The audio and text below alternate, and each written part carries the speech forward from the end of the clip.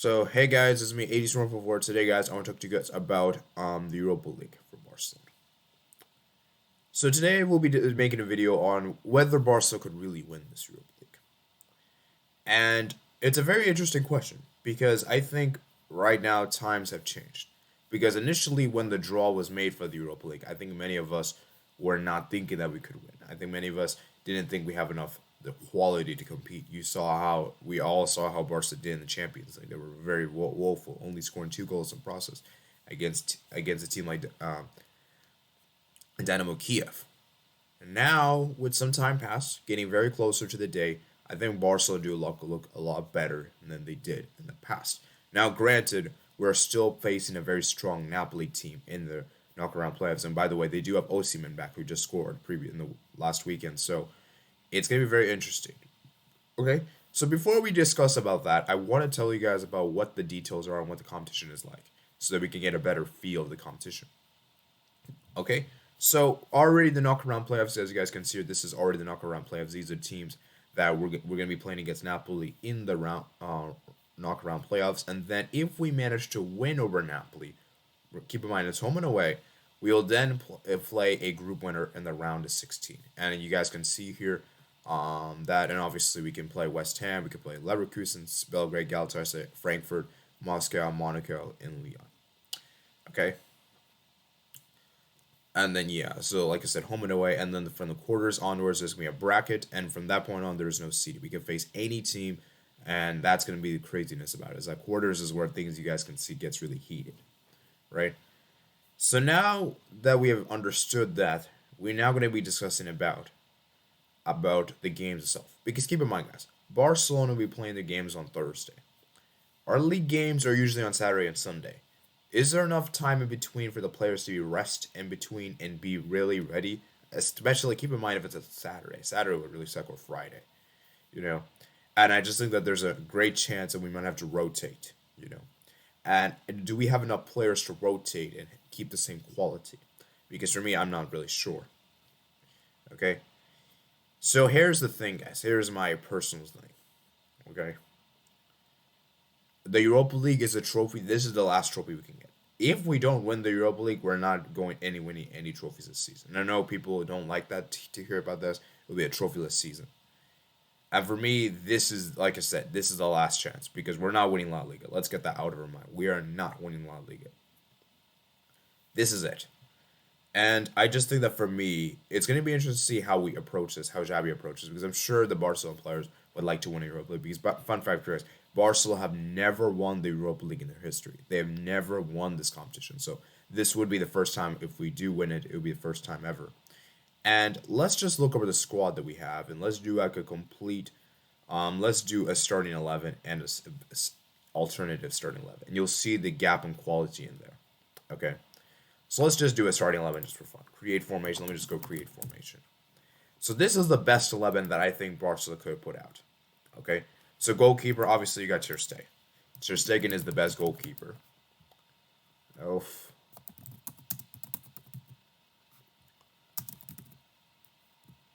Let me just search FC Barcelona. Okay. Center backs, obviously, you got PK. I think PK is almost a starter.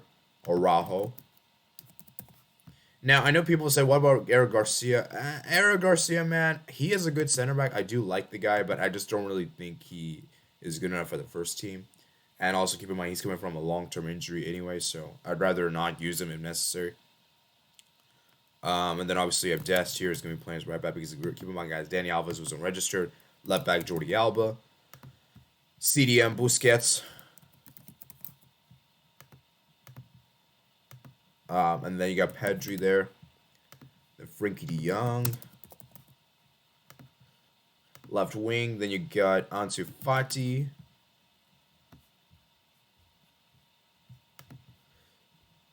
Striker Aubameyang.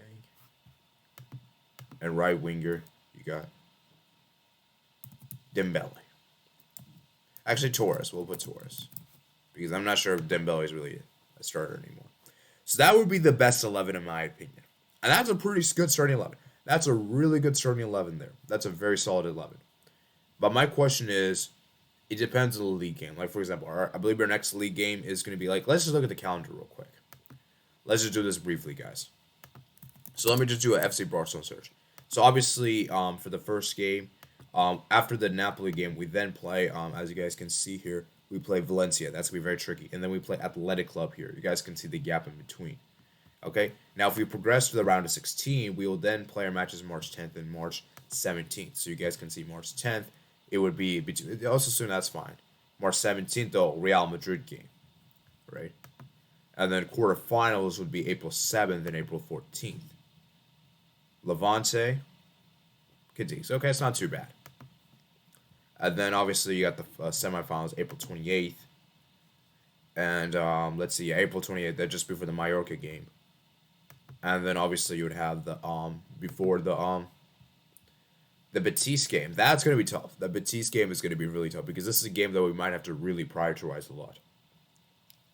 Okay, so that is essentially the starting 11.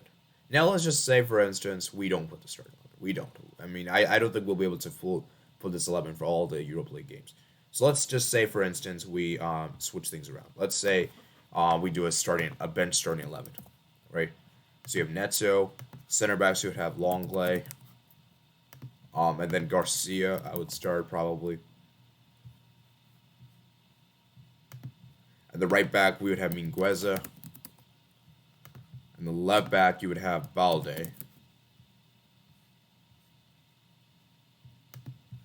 And then CDM you would have Nico.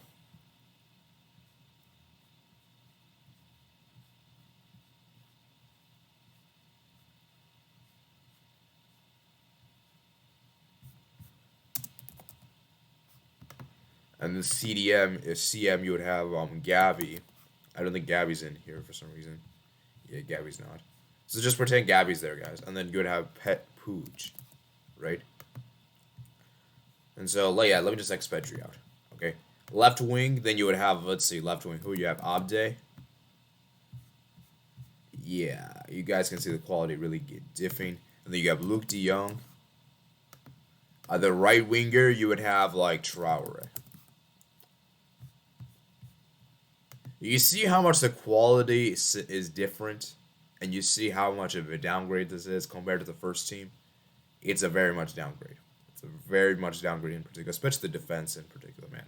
And that attack, man, that attack is... I don't even want to talk about that attack. And see, that's my problem, is that we just don't have enough quality for both the starting 11 and the bench. And my issue is that I just think that we could prioritize some of the league games and not be able to have enough players for the Europa League. And keep in mind, guys, these Europa League matches are going to be tough. Like, these matches will not be easy. Like, we're not going to have any easy matches here. Like, Napoli's going to be very tough. And then you look at the group winners, right? Just getting back to this. West Ham could be tough. Leverkusen's tough. Belgrade may not be tough. May not be that tough. And Galatasaray may not be tough. Frankfurt, though, could be difficult. And then Moscow could be... Moscow wouldn't be too hard. That would probably be the easiest team we could actually face. And then Monaco would be difficult. Lyon as well. So... like I said, guys, it's going to be very difficult. It's going to be very difficult for us to get through this. And like I said before, guys, I'm just making the assumption that we even beat Napoli in the knockaround playoffs. So let me give you guys my overall take and how far I think Barca can go. I think Barcelona could go as far as the quarterfinals. I think the quarters onwards is where things get very difficult. I think quarters is where I could see us getting drawn against Sevilla. I could see us getting drawn up against, like... Leipzig. I think Leipzig could actually beat us. Maybe even Sociedad in particular. Maybe even Borussia Dortmund potentially. Lazio as well. Porto as well. Hey, man, it's going to be very difficult. It's going to be very difficult for Barcelona to win.